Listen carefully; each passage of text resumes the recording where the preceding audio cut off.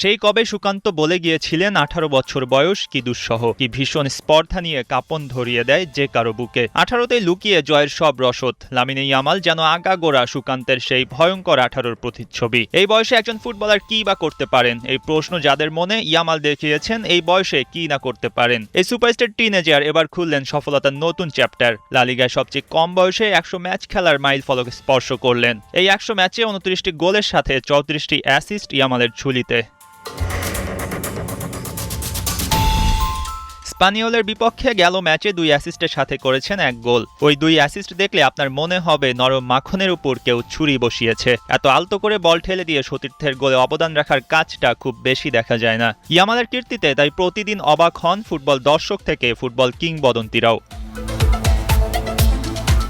19 বছর বয়সে স্প্যানিশ লা লিগায় 100 ম্যাচ খেলেছেন রিয়াল মাদ্রিদের রাউল। ইয়ামাল মূলত সেই রেকর্ডই ভেঙেছেন। বার্সেলোনার জার্সিতে সব প্রতিযোগিতা মিলিয়ে 149 ম্যাচ খেলেছেন লামিনে, গোল করেছেন 47টি। স্পানিওলের সাথে 4-1 গোলে জয়ের রাতটা লামিনের জন্য অনেক কারণেই বিশেষ হয়ে রইল।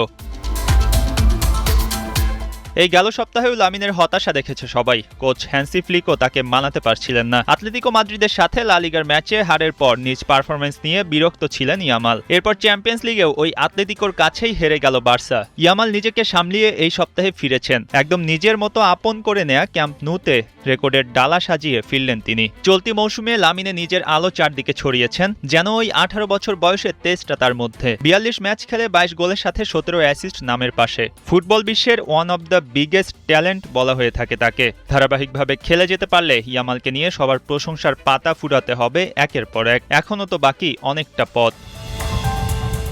মঈন হাসান, 71।